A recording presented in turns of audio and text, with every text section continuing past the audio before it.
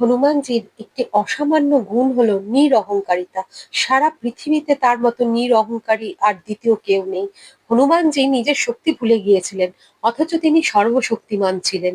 বাল্যকালে ভীষণ দুষ্টুমি করতেন বলে অঙ্গিরা ও ভৃগু বংশের ঋষিরা তাকে অভিশাপ দিয়েছিলেন তিনি তার সমস্ত শক্তি ভুলে যাবেন, এবং কেউ তার অসীম শক্তির কথা তাকে মনে করিয়ে দিলে তখনই তিনি পুনরায় সমস্ত শক্তি ফিরে পাবেন। মাতা সীতার খোঁজ করতে লঙ্কা যাবার আগে শ্রী জাম্ববান তাকে তার অসীম শক্তির কথা মনে করিয়ে দেন। হনুমানজির নিজের সমস্ত শক্তির কথা মনে পড়ে যাওয়ার পরও, এত শক্তির অধিকারী হয়েও তিনি বয়োবৃদ্ধ শ্রী জাম্ববানকে বলেন যে তার এখন কি করণীয়। নিরহংকারিতার কত বড় নিদর্শন! কারণ তিনি দলের বয়োজ্যেষ্ঠদের অনুমতি ও আদেশের ওপর সম্পূর্ণভাবে নির্ভরশীল। শ্রী জাম্ববান বলেন, তুমি যেতে পারো লঙ্কায় মাতা সীতার খোঁজ আনতে, আর খোঁজ নিয়ে ফিরে আসবে, এটাই তোমার কাজ।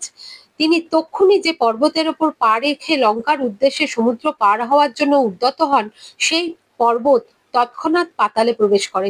সমুদ্র পার হওয়ার সময় প্রথম সাক্ষাৎ হয় শূরসার সাথে। তিনি নাগেদের মাতা ছিলেন। দেবতারা হনুমানজির বুদ্ধি ও বলের পরীক্ষার জন্য তাকে পাঠিয়েছিলেন, এবং এক ভয়ঙ্কর রাক্ষসীর রূপ ধরে সমুদ্রের মাঝখানে তিনি হনুমানজির সামনে প্রকট হন এবং তার পথ অবরোধ করে বলেন যে আমি তোমাকে খেতে চাই। হনুমানজি বলেন, আমার এখন সময় নেই, সীতা মাতার খোঁজ করে আসি, তখন তুমি আমায় নিশ্চিন্তে খেও। শূরসা বলে, আমি এক্ষুনি খাবো। হনুমানজি বলে, তাহলে দেরি করো না। শূরসা 1 যোজন মুখ খোলেন।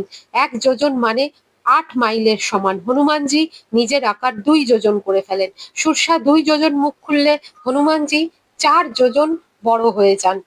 এইরকম ভাবে শূরসা 16 যোজন অব্দি মুখ বড় করে, আর হনুমানজি 32 যোজন বড় হয়ে যান।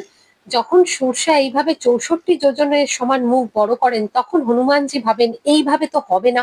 তিনি ক্ষুদ্র রূপ ধারণ করে শূরসার মুখে প্রবেশ করেই বেরিয়ে আসেন। মুখ থেকে বেরিয়েই এসে তিনি বলেন, মা, আমি বেরিয়ে এসেছি, এবার বলো কি করব। তোমার ইচ্ছেও পূরণ হলো, আমার ইচ্ছেও পূরণ হলো, এবার তো আমাকে রাম কাজ করতে যেতেই হবে। শূরসা হনুমানজির বুদ্ধি দেখে অত্যন্ত প্রসন্ন হয়ে তাকে আশীর্বাদ দিয়ে সেখান থেকে চলে যায়। এই ঘটনা আমাদের দেখায়, যখন দরকার ছিল তখন তিনি বিশাল আকার ধারণ করেছেন, আর যখন বুদ্ধি দেখানোর ছিল তখন ছোট আকার ধারণ করেছেন। বুদ্ধিমান ব্যক্তিরা ছোটই হয়। যে নিজেকে অত্যন্ত বিশাল কিছু মনে করে, তখন বুঝতে হবে তার বুদ্ধি বিপরীত দিকে চলেছে। সমুদ্রের মৈনাক পর্বত বলেন, প্রভু, আপনি অত্যন্ত ক্লান্ত, আপনি আমার ওপর বসে একটু বিশ্রাম করে নিন।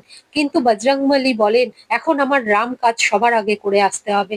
এর থেকে আমরা শিক্ষা পাই, যতক্ষণ না কোনো কাজ সম্পূর্ণ করা হচ্ছে ততক্ষণ কোনো বিশ্রাম নেই। তবুও মৈনাক পর্বত বারবার অনুরোধ করায় তিনি তার একটা পা মৈনাক পর্বতের ওপর ছুঁয়ে তাকে প্রণাম করে অগ্রসর হয়ে যান। এর থেকে আমরা শিখতে পারি যে কাউকেই কখনো অবহেলা করা উচিত না, সবাই সম্মানের যোগ্য। পর তার দেখা হয় শিমিকার সাথে। সে সমুদ্রের ওপর দিয়ে কোনো প্রাণী গেলে তার ছায়া ধরে নিত এবং তারপর সেই প্রাণীকেও হত্যা করত।